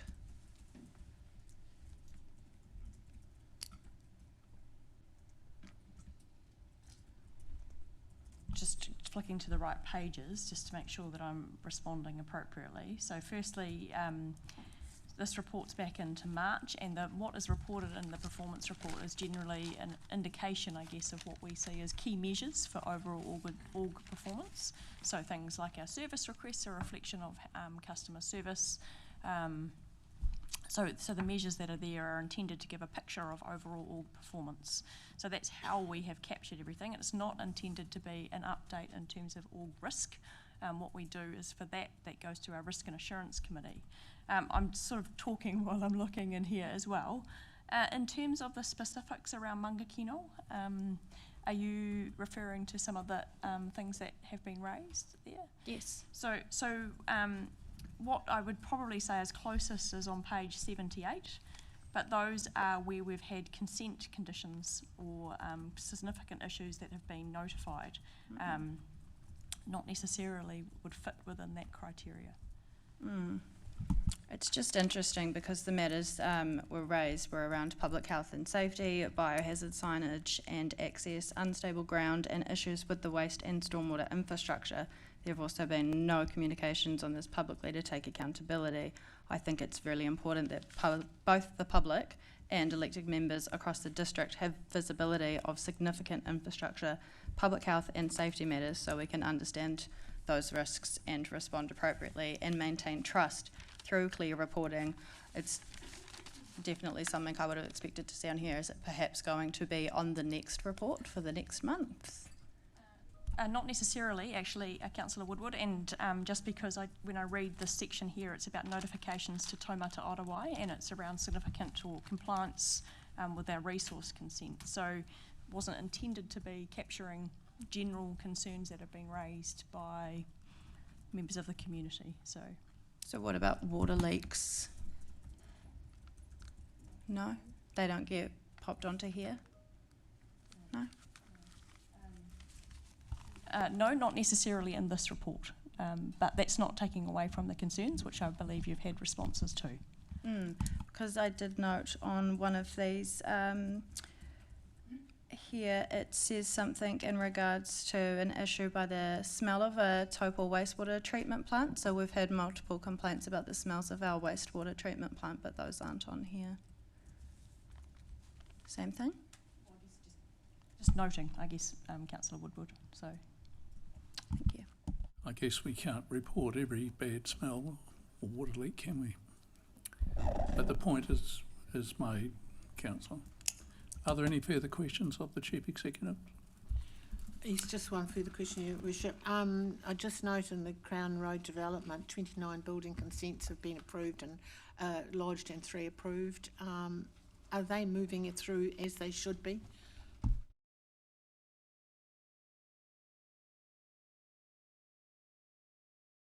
I mean, the question is, we're not holding them up, are we, really? Yeah. Yeah, through the chair, that the titles haven't been issued, so likely we are holding them up. But I was just trying to find the paragraph. Apologies, I wasn't on that page. What page? Page 77. It's the first paragraph. Third line. Sorry, can you? Oh, here we go. I think, Councillor, if you don't mind repeating, Sarah's just had an issue with diligence, sorry. So 29 building consents have been lodged, Sarah, and 3 have been approved. Yeah. I just hope it's not us that's holding them up. Yeah. No, through the chair, in fact, we've been trying to support putting those building consents through before title. So we just got title on Friday. Sorry, I wasn't sure if you were talking about EUL or Crown Road. Yeah, so we just got titles through on Friday, but because the design of the subdivision, that there are certain houses that repeat throughout the subdivision. So we've been doing a lot of work to try and get initial approval on those designs. I believe, again, probably more of a question for Jess's team in the regulatory space, but we certainly have been supporting them. It is not us been holding them up. It certainly took a lot longer than we expected to get the titles through LINZ, and there's a number of complicating factors on that, and we've learnt some things through that process as well. But no, we haven't been holding them up, and in fact we expect to see some progress probably before the next council meeting. You'll have some properties or some building out off the ground. Councillor Woodward. Thank you. I would, just looking at page 86, so I just note there that the legal, professional and consultant costs are under budget by 945,000 due largely to reprioritation and more work being completed internally. I just see that as a really positive saving, and I hope that we can continue to look for opportunities. And then the question below that is around the 375,000 underspent in grants and other funding, which is noted as being due to delays associated with establishing the representative group committees. Can staff clarify that what part of that budget was originally intended to cover, and whether those funds will still be available to support the representative groups? Through the chair, I think you've jumped forward a couple of reports, Hope. We're still on the performance report. Is that correct? That is in the, is that not in the performance? I think you've jumped just a couple of pages, like we've skipped the projects update, and we're still on the overview that Julie's presented the CE's report. I had a question on the CE's report. Okay, I will wait, not a problem. Yeah. Just in the, and I appreciate that this falls under the Parks and Reserves section and Warwick's not here to answer, but just on page 81, I note that there has been the section between Ruapehu Street and Te Atia shows an accelerated rate of failure. I'm just really concerned about whether we have a response plan in terms of health and safety protocols around that erosion thing. yes, there's definitely a response plan, but acknowledging that Warwick's not here today, and in terms of perhaps another topic where we could take separate to council and come back to that, but acknowledge your concerns. Thank you for that, Chief Executive. Pernell, I think it might be your turn. Welcome. Thank you, everyone. Thanks for your time.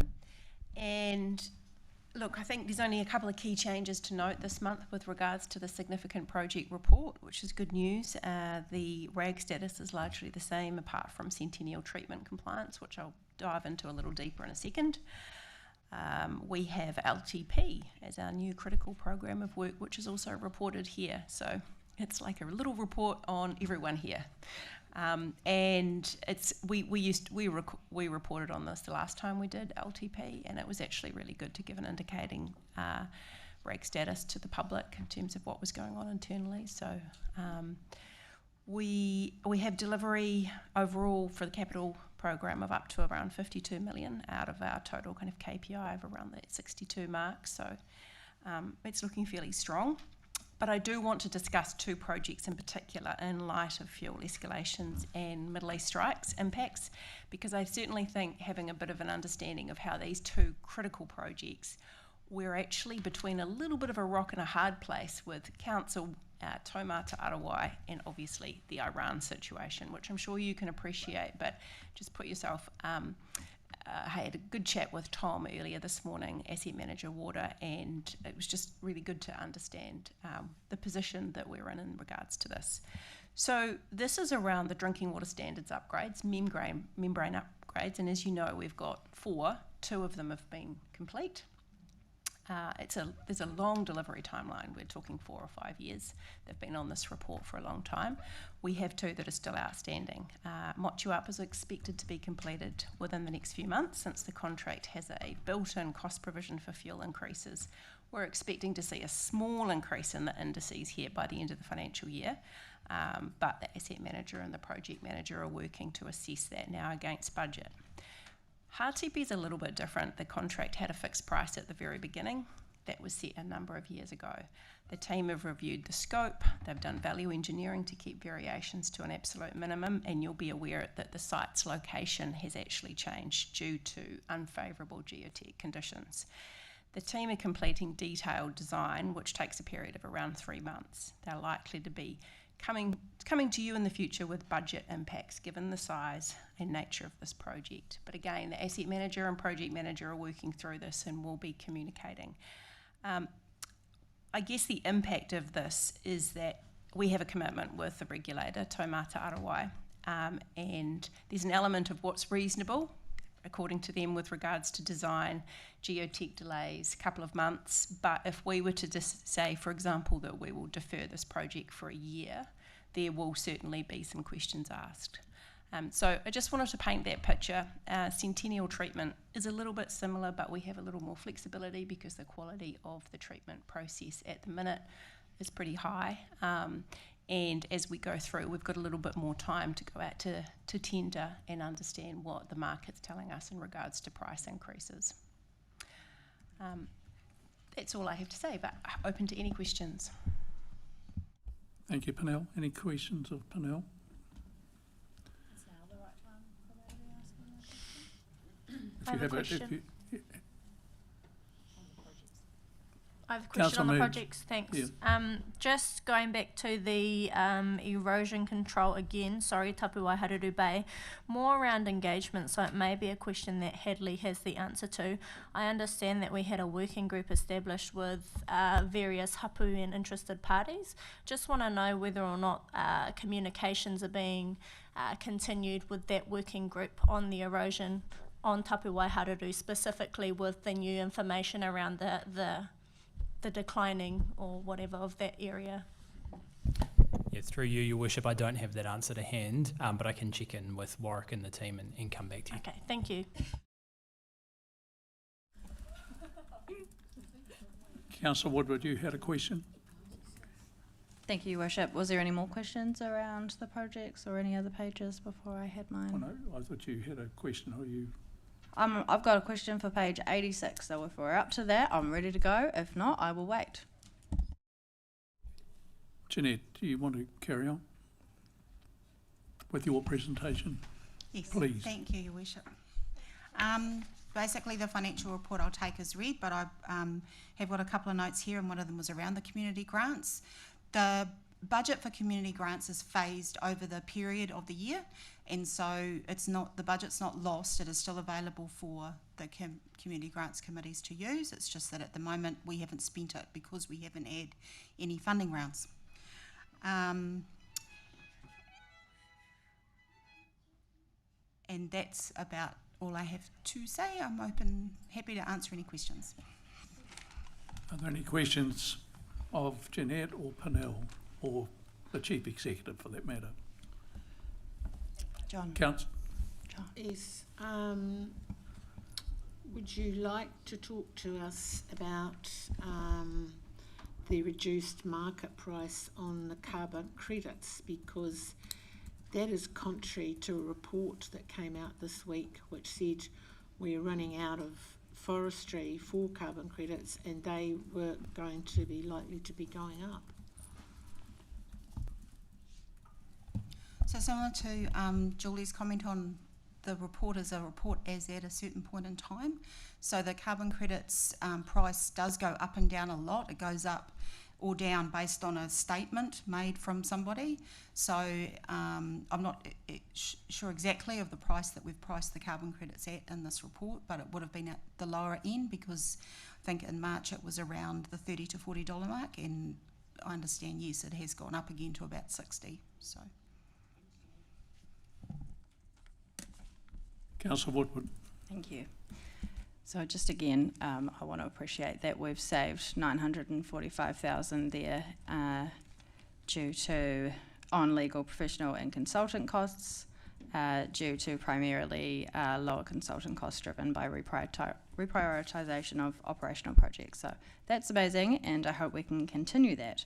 Now my question is around the 375 underspent. I realise what you just said about the grants, but does all of that money make up for the grants, just for the grants, or was that, so can staff clarify what that budget was originally intended to cover and whether those funds will still be available to support the representative group? The total community grant budget is around $700,000, and it is for community grants from either probably not the right person to ask, but there were triennial type agreements that we used to pay certain organisations regularly, and then there's also the community grant portion. I don't know how much the community grant portion is, if there is a separate portion. I don't know if Hadley can help me out here. Yes, through you, Your Worship.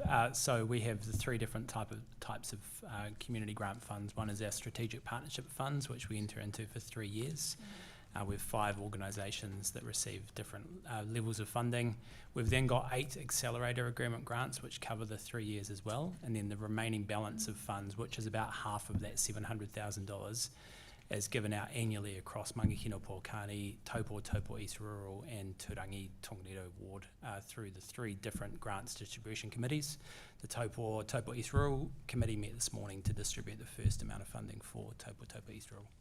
Thank you. So just can you confirm that 375,000 that's sitting there is purely just for the community grant rounds for Taupō East, Mangakino and for Turangi? Yeah, I understand. So Jeanette might have the more details on the funds, but yes, if it's specifically related to community grants, there's the 700,000 which gets distributed annually, and that hasn't changed. So there's no amount in that money that is left for establishing the representative groups in any other way? Yeah, through the chair, that budget's kept in the governance pool of budget which you've already allocated through the previous process in council. So that money is grants only. It's kept in a separate place. It is certainly not for rep group costs. Okay, cool. Thank you. Just wanted to clarify. Thank you for that, Chair. Are there any further questions of the team?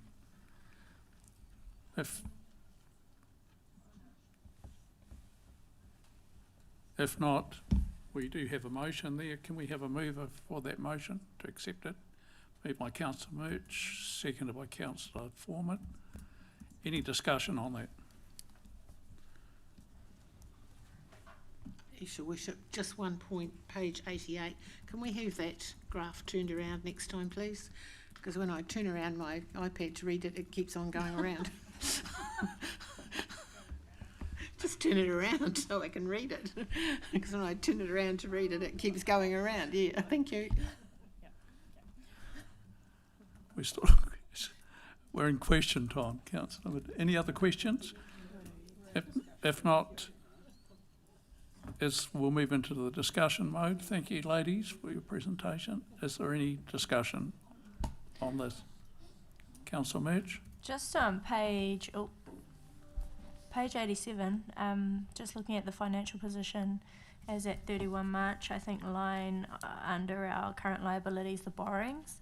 Can I get some clarification around the difference between the year-end budget and the year-to-date actual? Like, why is the 73? Why have we gone? Have we surpassed the budget for our borrowings or no? No, through the chair, it's actually the opposite. We haven't borrowed the money we forecast for the year, but when you're looking at the 73, that's the amount we assumed, whether it's current or non-current. So if you add those two together, we're actually under because we haven't done our borrowing for the year yet. Thank you. Any further points of discussion? Councillor Westerman. I've had numerous calls about the Superloo and disgruntled people with the showers and access in there, and I would like to see it back on the agenda. I know there's some issues with running it, but I would like to continue discussing it. That point is noted. Any further discussion on that issue? It's really not on this. Well, we've got the motion there, we've got a mover and we've got a seconder. If there's no further discussion, I'll put it to the vote that we accept this report. All those in favour say aye. Contrary, no. Carried. 5.9, deferral of road and asset revaluation and modification of accounting policy. Jeanette, welcome back. Thank you, Your Worship. Firstly, I'd just like to apologise for Bruce Robertson. He would have liked to have been here for this item. The purpose of this report is to ask Council to approve the deferral of the roading revaluation and to amend the accounting policy for revaluation by removing some time prescriptive language. Normally, we revalue one of our infrastructural classes per year. We do them once every 3 years on a schedule, and that was embedded in our policy. However, it's not the requirement of the accounting standards that we comply with, which states that they should be revalued with sufficient regularity to ensure fair value. This year, roading infrastructure was on the schedule for revaluation. However, with the volatility generated by the unrest in the Middle East, this has placed pressure on the unit rates that we use to revalue these assets. Council officers feel that it's not appropriate to revalue these assets in such a volatile market, as these short-term spikes in price will be embedded into long-life asset values. Our proposal with your approval is to hold off revaluing these assets for a period of about 6 months to allow the situation to level out.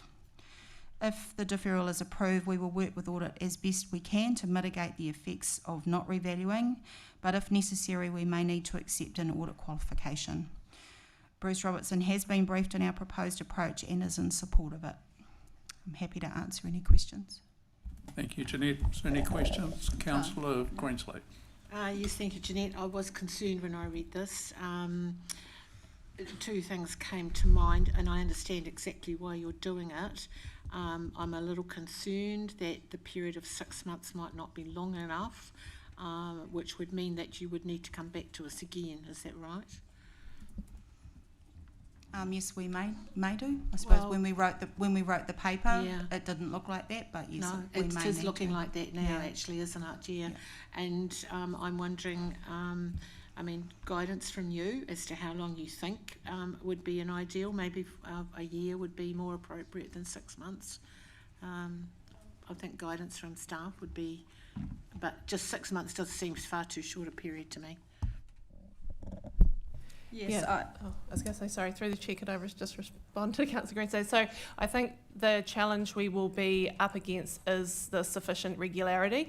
So again, audit was reluctant, however, they understand our position because look, there's a potential for a qualification both ways. So if we don't revalue and obviously rates have gone up and settle slightly higher, and we've obviously got 6 months until we adopt their annual report after balance date, so there probably will be a little bit more certainty then. But then equally, if we revalue and it was set at a higher rate, and then the costs come down again, we've got a potential for qualification. So either way, we've got potential for qualification, and one way is cheaper than the other. I guess we are really mindful that we don't want to push this out too far, because 4 years for a revaluation is quite a long time. However, yes, it does mean that we may need to come back to you, but the option is that you could obviously change that recommendation to a period of up to a year. But again, there'd be some risks at pushing it out that far too. So I think the right thing would be us coming back to you if that was the situation with another paper. Through the chair, up to a year, but sooner if the conditions were right. Can I just ask, and it's probably an unusual way of going about it, I understood the 6 months actually aligned with we would be on our annual report, so that would be the right time to be able to come back to council if needed. So I personally would be in favour of suggesting we give it 6 months with a chance to come back to you if need be. Just keeps that front of mind in terms of where we're at. I understand the auditor is happy with 6 months. He might be a little bit nervous at 12 months. So we could go for 6 months, and it wasn't looking good, we could extend to 12. It's probably a better way of handling it. So can we change that recommendation that we're approving the deferral for a period of 6 months, because it's not necessarily... Just through the chair, the staff have sort of said they're comfortable with it and they don't mind coming back to us. So I'm happy to go with that. Just seemed a short period to me considering the current circumstances.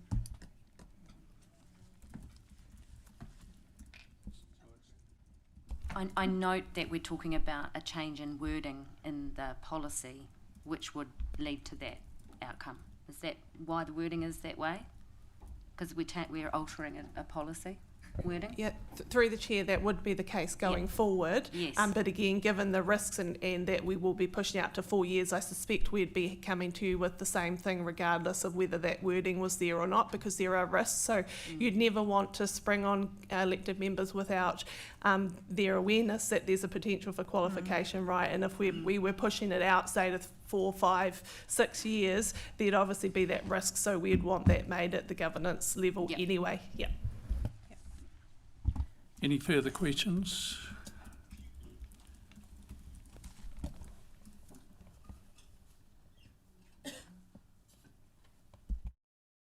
Okay, no further questions. Can we have a mover for that? I'm happy to move or second.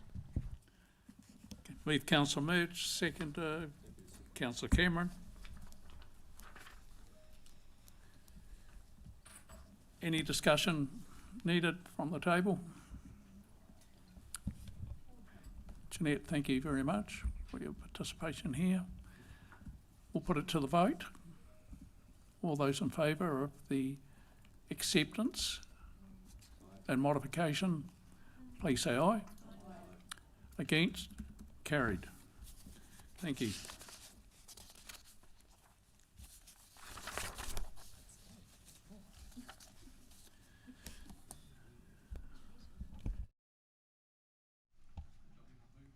Good job you didn't move away. Jeanette, results of the February reforecasting. Thank you again, Your Worship. So this report was meant to come to the March meeting, but after we'd completed the reforecast, events overtook us in the Middle East, and that meant that some of the reforecasting that we had done may have been affected by price increases in relation to what was happening.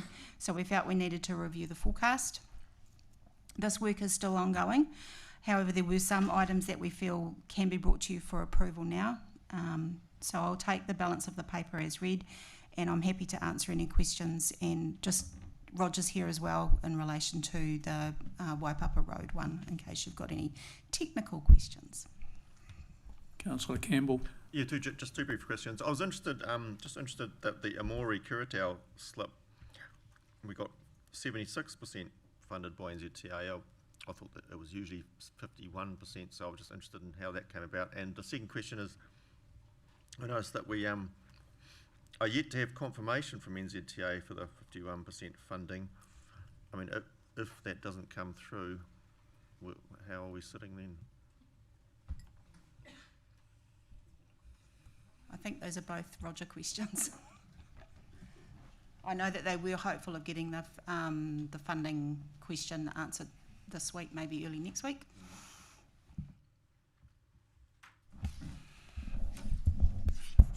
Good afternoon, folks. To the chair.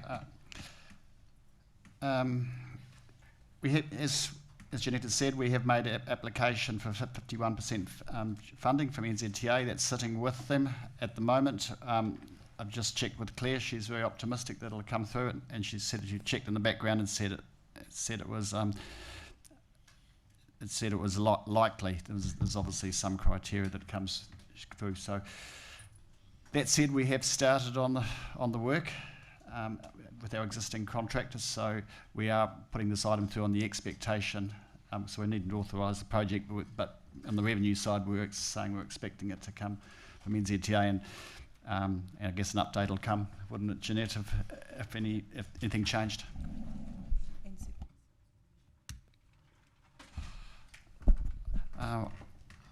I'm sorry, I'm unable to comment on exactly why that one got 76%. I suspect it was done under the previous policy because we did the slip further up the road, which got a higher subsidy.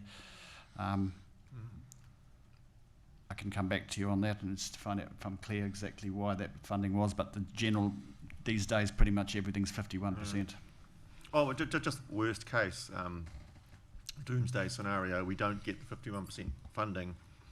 What are we're doing the work. We're not just going to stop, do half the job. So, what would be the next step? The funding would come from the reserves and the loans as based on the proportion of the work, whether it's renewal or new work.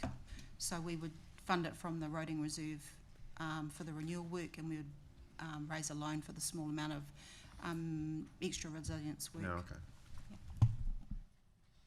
Councillor Murch. I had similar questions, but I think just on that, I'm just keen to understand why we wouldn't raise more from the disaster recovery reserve. Why would we not raise more? Why would we instead increase a loan instead of using the disaster recovery reserve when Waipapa Road was a result of a disaster? Yeah, through the chair, this was very carefully considered.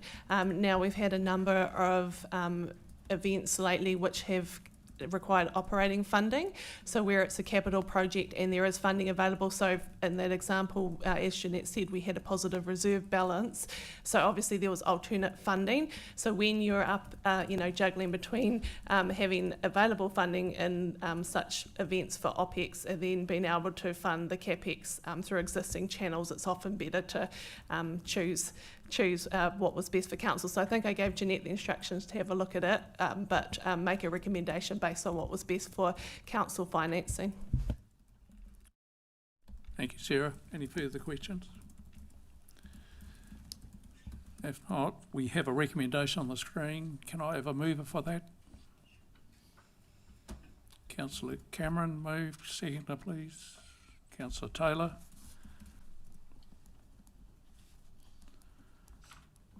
Any further discussion needed? Okay, we'll put it to the vote. All those in favour say aye. Aye. Contrary, no. Carried.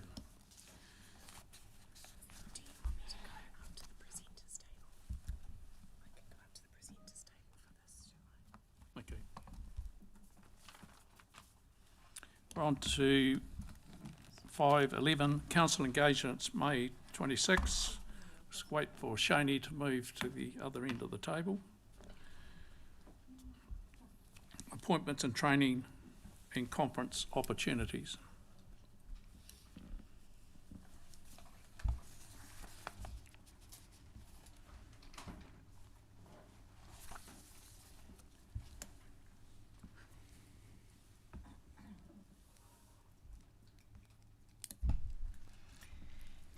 Shani.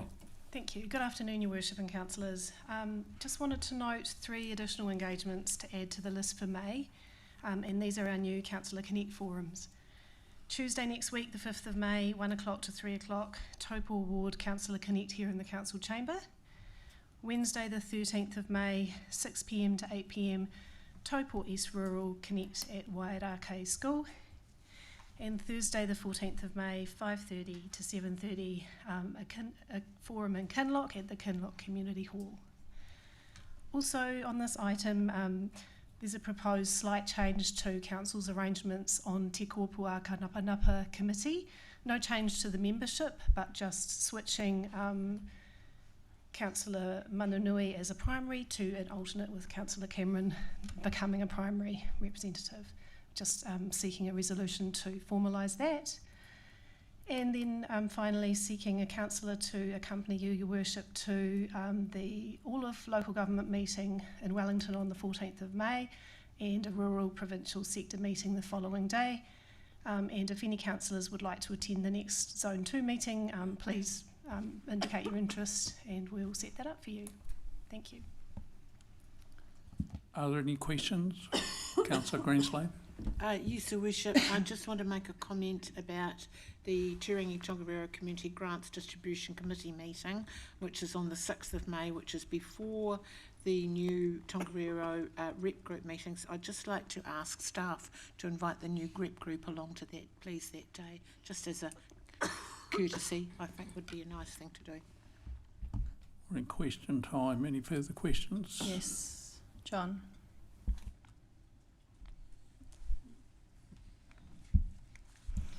Thank Sorry, you. Councillor Woodward. I'll have to sit over here so I'm in your line of sight more. Just with the Mangakino representative group engagement on there, we are also doing our community grants at that time. So does that need to be written into there?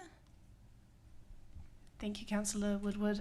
No, that the community grants will go to that meeting, but just providing the key basic information about the meeting, being the venue and the time.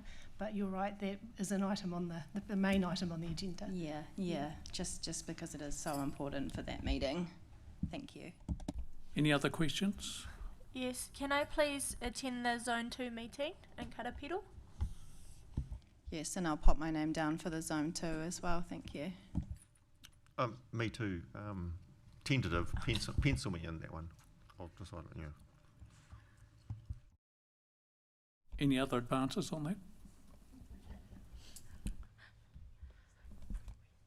I'm not on the Wait. Zone 2. I was more, do we know whether or not Kylie is going to the rural one with you?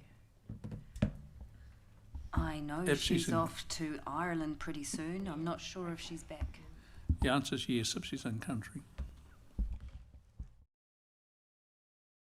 We have a recommendation not on the screen. Thank you, Shani. If you want to return back up here. Reason for this, we are experiencing some technical difficulties with communication with our screens.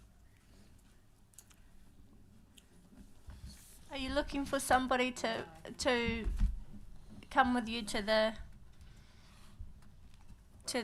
Wellington engagement? I can't come, but I'm just throwing it out there. We do need someone in case for some reason I don't get there. It'd be good if someone was there. But I dare say we'll find someone who'll do it. Councillor Foreman. Just wondering if we can fill that gap later. Just agree to fill it later. I think it's a better way to do it when we get nearer the time, see who's free.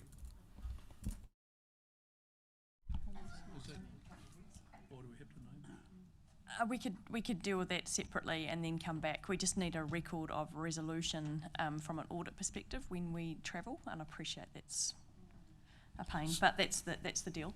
We could retrospectively come back at the next month and confirm who that was. The other one, I guess, in terms of travel, the earlier we can make that decision, the earlier we can get cheaper flights. So through you, Your Worship, we can take that offline if that's your decision. We have the amended recommendation on the screen. Can we have a mover and a seconder for that? Mover first of all. Councillor Foreman. And a seconder. Councillor Murch. Any discussion needed there? Okay, not the recommendation. Councillor Greenslade is on the screen. All those in favour, please say aye. Contrary, no. Carried. Nicola, thank you very much. We now move in the confidential section, and I need a mover to move that. Move Councillor Cameron, seconder Councillor Foreman, that we move into confidential business. All those in favour say aye.